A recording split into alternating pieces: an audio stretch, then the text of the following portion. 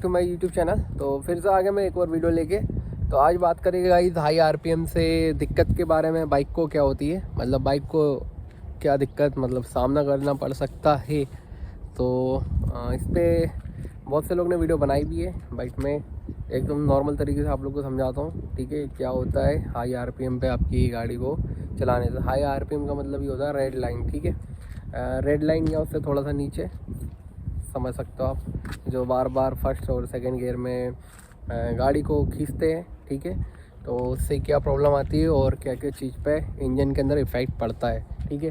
क्योंकि ये सब मेरे साथ पहले हो चुका है। जो मेरे पास में ओल्ड बाइक थी लाइक पल्सर 220 में हो चुका है, पल्सर 180 में हो चुका है, और भी बाइक्स थी, ठीक है। और तो मैं आपको बताऊंगा इस वीडियो में कि क्या दिक्कत आती है और आप लोग भी इससे बचे अगर आपको इंजन ज़्यादा टाइम तक चलाना है तो, ठीक है। तो वीडियो को पूरा लास्ट तक देखिएगा, तब आप लोग को समझ में आएगा। नहीं तो आप लोग आधी वीडियो देखोगे और फिर कमेंट करोगे कि दिक्कत भैया हमारी गाड़ी में ये दिक्कत आ गई या जो भी है। तो पूरी वीडियो को लास्ट तक देखिएगा, ठीक है। आप लोग को समझ में आ जाएगा। बाकी चैनल को सब्सक्राइब करें, वीडियो को लाइक करें, और अगर कोई क्वेश्चन हो तो वीडियो के नीचे मुझे कमेंट करें, ठीक है। तो अभी स्टार्ट करता हूँ मैं। तो गाइस अपन बात करेंगे एस के बारे में या और भी बाइक्स के बारे में बता दूं। एस ही एक ऐसी लोती गाड़ी नहीं है जिसमें दिक्कत है। दिक्कत इसमें नहीं है, मतलब मैं आप लोग को बता रहा हूँ कि आप लोग सोचते हो कि इसी के बारे में बता रहा हूँ। तो हर चीज़ें सेम होती है बाइक के अंदर की, इंजन के अंदर की, ठीक है। मतलब ये नहीं कह रहा हूँ कि इंजन पूरा सेम होता है। बाकी अपाचे ले लो, आरएस ले लो, एनएस ले लो, या कोई भी बाइक ले लो, तो हाई आरपीएम पे गाड़ी को क्यों नहीं चलाना चाहिए, ठीक है। उसके आज मैं आपको नुकसान भी बता देता हूँ, ठीक है। इसमें नुकसान ही है हाई आरपीएम पे गाड़ी चलाने पे। अगर मैं आपको बताऊँ, ठीक है, वीडियो लंबी बन जाएगी, थोड़ा ध्यान से देखिएगा, लास्ट तक पूरी देखिएगा, ठीक है। ये देखो, ये होता है अपना आरपीएम का मीटर, ठीक है। बड़ी गाड़ी है इसलिए इसमें बड़ी गाड़ी का मतलब ये नहीं कह रहा हूँ। आजकल कुछ बाइक्स में जैसे आप स्प्लेंडर ले लो, डीलक्स ले लो, तो कुछ बाइक्स ऐसी होती है ना, जैसे स्कूटियों में आरपीएम का नहीं आता हाई आर, मतलब ये आरपीएम वाला मीटर नहीं आता, ठीक है। तो अब अगर आप देख लो होगे यहाँ पे 9000 तक वाइट है, बाकी यहाँ 10, 11, 12, ठीक है। गाइस थोड़ा सा उठना पड़ेगा, इधर से ट्रेन जा रही है, ठीक है। हाँ तो गाइस मैं आपको बता रहा था, यहाँ पे देखो आरपीएम दिया हुआ है 6, 7, 8, 0 से लेके 12 तक दिया है। लेकिन अगर मैं एक्सलेट करूँगा तो ये आरपीएम ज़्यादा से ज़्यादा 10,000 तक जाएगा, ठीक है। इससे ऊपर नहीं जाएगा, ठीक है। और आपको मैं ये बताता हूँ कि ये रेड लाइन करने से क्या दिक्कत होती है। तो मैं अभी बाइक को स्टार्ट करके आपको दिखाता हूँ। दिक्कत तो खैर मेरी बाइक में कुछ नहीं होती है, बट मैं आपको बताता हूँ कि इससे दिक्कत क्या आ सकती है, ठीक है। ये मैंने करी बाइक को स्टार्ट, और अभी आप यहाँ पे गौर करना 11,000 तक गया, ठीक है। बाइक को बंद कर देता हूँ। अब इसमें दिक्कत बताता हूँ, ठीक है। ये तो हो गया आरपीएम के बारे में बता दिया मैंने आपको। इसमें 11,000 तक गया है। कुछ बाइक्स में जैसे कि R15 में 12,000, 13,000 तक जाता है। तो और उसके आगे नहीं आता है तो बहुत सारे लोग ECU को ट्यून करवाते हैं, या जो अलग से एडिशनल ECU आते हैं उसको क्या बोलते हैं डलवा लेते हैं अपनी बाइक में, जिससे आपका आरपीएम बहुत आगे तक जाता है। लेकिन अगर आप इसे बार बार रेड लाइन करेंगे तो आपके इंजन के अंदर प्रॉब्लम आएगी। और इसमें जो प्रॉब्लम आती है वो सबसे ज़्यादा आती है आपके वॉलों में, और वॉल के बाद में आती है आपके जो मेन क्रैंक होती है वो। और क्रैंक में प्रॉब्लम क्या आएगी, जो क्रैंक मैं आपको बताता हूँ। कुछ लोगों को बिल्कुल भी पता नहीं रहता, और कुछ लोगों को बहुत ज़्यादा पता रहता है इंजन के बारे में। तो क्रैंक का सेक्शन बताता हूँ मैं आपको। तो गाइस अब अंदर का तो दिखा नहीं सकता, किसी दिन मैं मैकेनिक के पास जाऊंगा तो आपको क्रैंक शाफ्ट और पिस्टन दिखा दूंगा। तो गाइस ये जो पूरा इस सिस्टम देख रहे हो, इधर क्लच प्लेटें होती है, ठीक है। इधर रहती है अपनी पूरी क्रैंक शाफ्ट, ठीक है। और ये जो आपको दिख रहा है ये बड़ा सा ये है ब्लॉक, इसमें रहता है पिस्टन, और इसमें होते हैं वॉल। इसमें अपनी बाइक में 4 वॉल है, बाकी कुछ बाइक्स में 2 भी होते हैं, किसी में 3 भी होते हैं, ठीक है। तो 2 इंटेक वॉल है, 2 एग्जॉस्ट वॉल है, और इसके ऊपर होती है कैम शाफ्ट के ऊपर होती है टैपिट जो वॉल को चलाते हैं, ठीक है। और कैम शाफ्ट टैपिट को चलाती है, और कैम शाफ्ट को चलाने के लिए यहाँ से टाइमिंग चेन होती है, ठीक है। टाइमिंग चेन इधर से नीचे आपकी क्रैंक में कनेक्ट होती है, ठीक है। और ये जो आपको दिख रहा होगा बड़ा सा, ये टाइमिंग चेन का एडजस्टर है जो टाइमिंग चेन को टाइट करके रखता है, ठीक है। अब बात कर लेते हैं कि इनमें लोड कैसे आता है हाई आरपीएम से, ठीक है, वो बताता हूँ मैं आपको। हाँ तो गाइस अपन बात कर रहे थे कि हाई आरपीएम पे लोड कैसे आता है, ठीक है। बहुत से लोग का डाउट रहता है कि यार अपनी बाइक है यार इतनी अच्छी, अपन ने नई बाइक ली है, कई बार इंजन खुल जाता है जल्दी, कई लोगों की बाइक होगा। तो ये गाइस देखो ऐसा है, ये जो रेड लाइन होती है ये उन लोगों के लिए होती है जिनको ड्रैग रेस में गाड़ी चलानी हो, या अगर कहीं रेस हो तो उस टाइम के लिए सही रहता है ये रेड लाइन करना गाड़ी को, क्योंकि उस टाइम आपको हाई आरपीएम और हाई पिकअप की ज़रूरत पड़ती है। तो इससे आपकी गाड़ी बहुत आगे हो सकती है मतलब रेस में, ठीक है। तो एक चीज़ ये हो गई। बाकी अगर आपको नॉर्मल गाड़ी को अगर लंबे समय तक चलाना है तो रेड लाइन ना करें, तो ये आप गाड़ी का इंजन ज़्यादा समय तक चला सकते हो, ठीक है। नहीं तो जल्दी इंजन में काम आ जाता है। ऐसा नहीं करोगे इंजन सीज हो जाता है, लेकिन जल्दी काम आ जाता है। जैसे कि मैं आपको बताऊं तो जो वॉल का जो क्लियरेंस है वो जल्दी जल्दी आउट हो जाते हैं। देखा होगा आपने, बहुत से लोग नई बाइक लाते हैं और जो गाड़ी लाते थी थोड़े दिन बाद में ही गाड़ी में से टिक टिक टिक टिक नॉइज़ आने लग जाती है। तो ये दो केस में आती है, या तो अगर आपका टैपिट लूज़ हो गया हो, या फिर जो टैपिट रहता है वो टाइट हो जाता हो, ठीक है। अब गाइस बहुत से लोग बोलेंगे कि टैपिट टाइट से क्या दिक्कत है, तो गाइस टैपिट टाइट से बहुत ज़्यादा दिक्कत है। अगर टैपिट टाइट हो जाता है तो आपको मैं थोड़ी सी लोकेशन दिखा देता हूँ। ये गाड़ी में एक तो दिखता नहीं है, यहीं पे लगे रहते हैं, जो कि मैंने आपको थोड़ी देर पहले बताया था। यहीं पे अपना टैपिट भी होता है और कैम शाफ्ट भी होती है। तो जो टैपिट रहता है गाइस वो वॉल को चलाता है, वॉल को मतलब अप डाउन, जो अप डाउन होते हैं ना, वॉल और स्प्रिंग्स होती है उनको चलाता है हेड में, कब खोलना है कब नहीं। तो ये टैपिट का काम रहता है। और जब वॉल बंद होता है तो अगर उस टाइम ये सब टैपिट का ही काम होता है। तो गाइस होता क्या, जब अपन हाई आरपीएम पे गाड़ी चलाते हैं तो सबसे ज़्यादा जो लोड आता है वो वॉलों पे आता है, ठीक है, हेड पे, सभी चीज़ पे आता है लोड, इंजन के अंदर के पार्ट्सों पे। लेकिन जो सबसे ज़्यादा लोड आता है वो वॉल पे आता है, ठीक है। वॉल का काम होता है, जो आपको जो इंस्टेंट पिकअप मिलता है वो इंजन के वॉलों से ही मिलता है, ठीक है।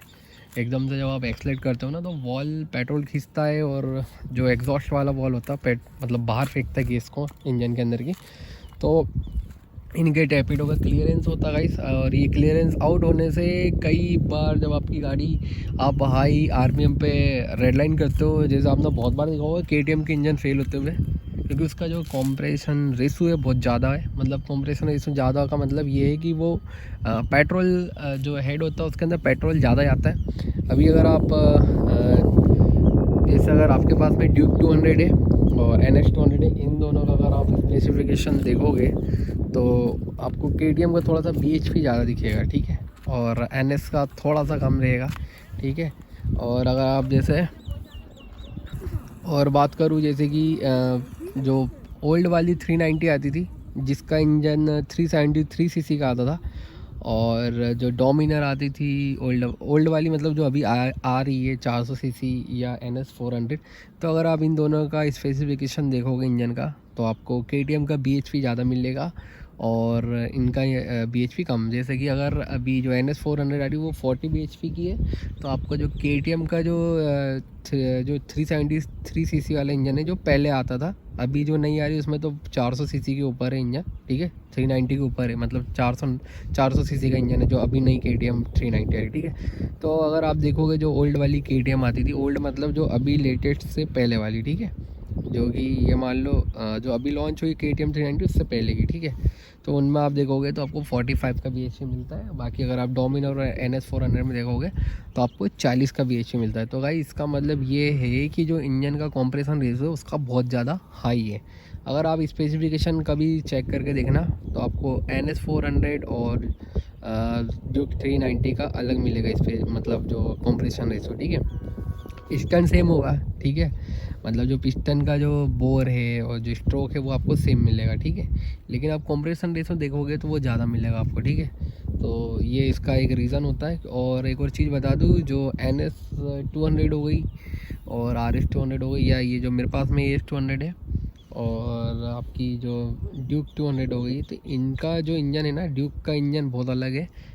अलग मतलब हेड से जो इंजन होता है वो बहुत अलग है। हेड में इसमें 2 केम शाफ्ट यूज़ होती है। इनटेक वॉल के लिए अलग केम शाफ्ट है और एग्जॉस्ट वॉल के लिए अलग केम शाफ्ट है, ठीक है। मतलब सेम नहीं है, दोनों का इंजन सेम है, लेकिन जो हेड का जो सिस्टम है वो KTM की गाड़ियों में अलग होता है। और जो बजाज की जो अपनी सीरीज़ आती है, NS हो गई, AS हो गई, जो 200 सीसी तक की है, इनका इंजन अलग होता है वहाँ से।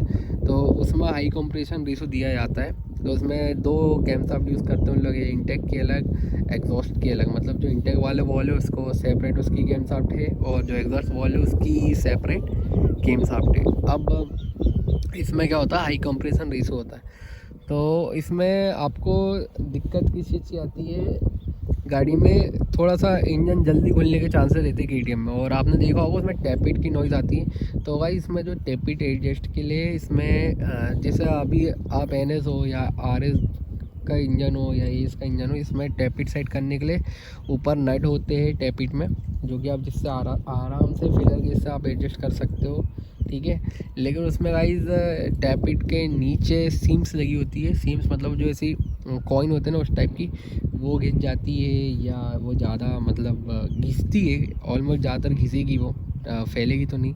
तो इनको आपको चेंज करना पड़ता है। जैसे कि अगर एग्ज़ाम्पल इतनी मोटी लगी है, तो अब पता चला आपका जो वॉल है वो टाइट हो गया है, तो इसमें फिर उसको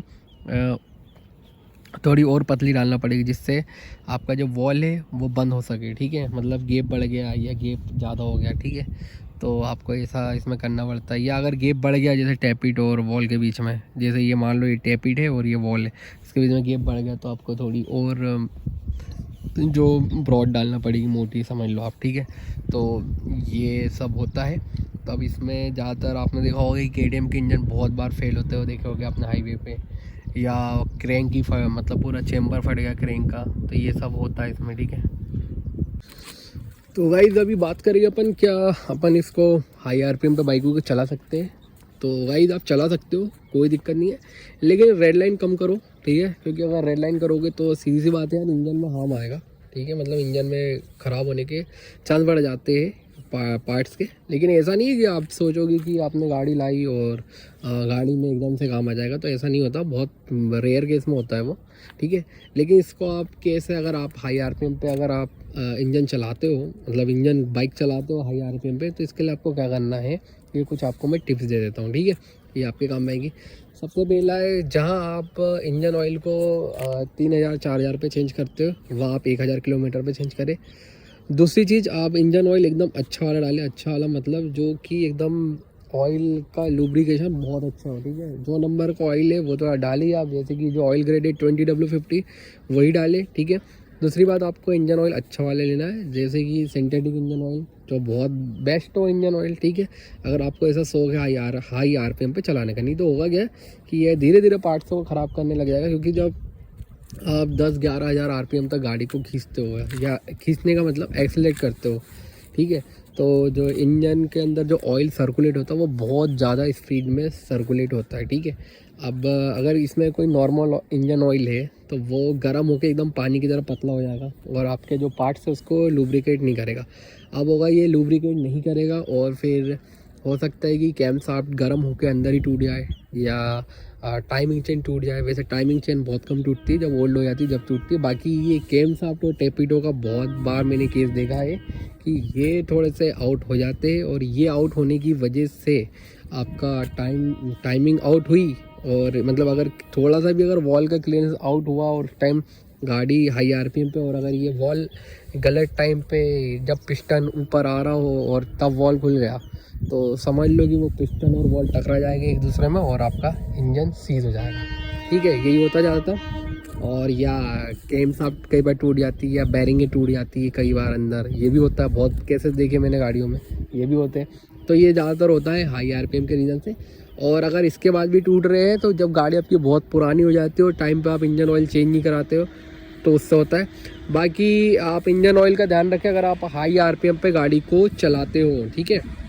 और कूलेंट है तो कूलेंट का ध्यान रखें, ठीक है। वैसे भी रेसिंग बाइक में कूलेंट तो आजकल सभी गाड़ियों में आता है, तो कूलेंट का ध्यान रखें। जितनी गाड़ी आपकी कम गर्म होगी उतना कम इंजन को हार्म पहुँचेगा, और जितना ज़्यादा इंजन गर्म होगा उतने ज़्यादा अंदर की चीज़ें ख़राब होगी, पार्ट्स, मतलब समझ रहे हो। तो अगर आप हाई आरपीएम करते हो तो आप थोड़ा सा इंजन ऑयल का ध्यान रखें। अगर आप सोच रहे हो कि मैंने अच्छा वाला इंजन ऑयल डलाया है और मैं इसको 5-6 हज़ार किलोमीटर बाद चेंज करूं, तो ये आप गलत सोच रहे हो। उसमें आपको क्या है, इंजन ऑयल तो अच्छा ही निकलेगा, आप 5,000 के बाद भी निकालोगे, लेकिन उसके अंदर जो चिकनाहट होती है इंजन ऑयल के अंदर, उसका आपको ध्यान रखना है। वो सही रहना चाहिए गर्म होने के बाद में। गर्म होने के पहले तो ठीक रहती है, लेकिन जब इंजन गर्म हो जाता है तो कई बार ऑयल अपनी जो सिस्टम रहता है ना, सिस्टम का मतलब मैं कह रहा हूँ कि जो उसका काम करने का सिस्टम होता है वो स्लो हो जाता है उस टाइम पे, ठीक है। तो ये चीज़ का ध्यान रखें।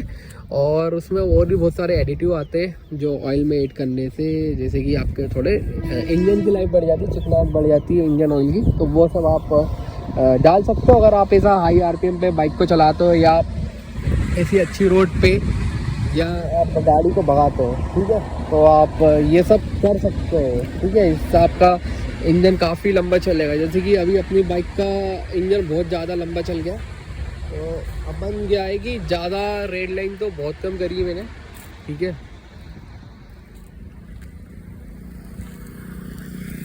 तो आपको एक और चीज़ बता देता हूँ गाइस, रेड लाइन करने से कोई ख़ास कोई दिक्कत तो नहीं है, कोई ज़्यादा आप गाड़ी आपकी भगेगी नहीं, ठीक है। बस थोड़ा सा आपको इंस्टेंट बूस्ट मिल जाएगा। बाकी आप जब 7-8 हज़ार आरपीएम तक भी आपकी गाड़ी काफ़ी 130 तक आराम से चली जाती है टॉप गियर में, ठीक है। अब इसकी मैंने वीडियो कई बार डाली नहीं है, बहुत पहले मैं भगा चुका हूँ, 130-140 तक ले गया हूँ उस गाड़ी को, ठीक है। 140 के बाद नहीं चलाई है मैंने, क्योंकि रोड उतना सही नहीं था। तो 140 तक तो मैंने इसको चलाई है, और इसको चलाई है 2 साल पहले। अब तो खैर मैं 100, 110, 120 तक ही चलाता हूँ, क्योंकि क्या होता है समय के साथ में इंजन पुराना हो जाता है तो पार्ट्स ख़राब होने के चांसेस बढ़ जाते हैं, ठीक है। तो ऐसा है गाइस। तो अगर आप हाई आरपीएम पे गाड़ी को चलाते हो तो थोड़ा सा ऑयल का ध्यान रखें, और इससे इंजन डैमेज होने के चांसेस रहते हैं, लेकिन इतने जल्दी तो नहीं होता है बजाज की गाड़ियों में। KTM में आप मान सकते हो, KTM हो गई, R15 हो गई, क्योंकि इनका कॉम्प्रेशन रेशो कंपनी ने ज़्यादा बना के दिया है। तो इनमें जो ऑयल भी डलता है ना, वो स्पेशल आप एस्टर कोर इंजन ऑयल होता है, मोटोल का, ये सब डालो। बाकी एकदम से कई बार क्या होता है ना, बार बार फर्स्ट गियर सेकंड गियर में हाई आरपीएम दे रहे हो तो इंजन को बिल्कुल लोड आता है, ठीक है। समझ रहे हो आप बात को। तो रेड लाइन ज़्यादा ना करें अगर आपको इंजन लंबे समय तक चलाना है। और बाकी अगर आपको रेस का शौक है और आपको इंजन से कोई प्रॉब्लम नहीं है, अगर ख़त्म हो जाए तो आप कर सकते हो, ठीक है। तो यही बताना था गाइस इस वीडियो में। बाकी वीडियो को लाइक कीजिएगा और चैनल को सब्सक्राइब कीजिएगा, ठीक है। बाकी नेक्स्ट वीडियो में बताऊँगा कि हाई आरपीएम पे अगर आपको बाइक चलाना है तो आपको इसमें क्या क्या मॉडिफिकेशन आपको करवाना पड़ेगी, जिससे आपका इंजन सीज नहीं होगा, ठीक है। तो वो नेक्स्ट वीडियो में बताऊंगा मैं, ठीक है। अभी मैंने आपको ये बता दिया कि नहीं चलाना चाहिए, ठीक है, अगर आपकी नॉर्मल बाइक है तो, ठीक है। तो मिलता हूँ गाइस नेक्स्ट वीडियो में। बाकी वीडियो को लाइक कीजिएगा और चैनल को सब्सक्राइब कीजिएगा, और अगर कोई क्वेश्चन हो वीडियो के नीचे कमेंट कीजिएगा, ठीक है।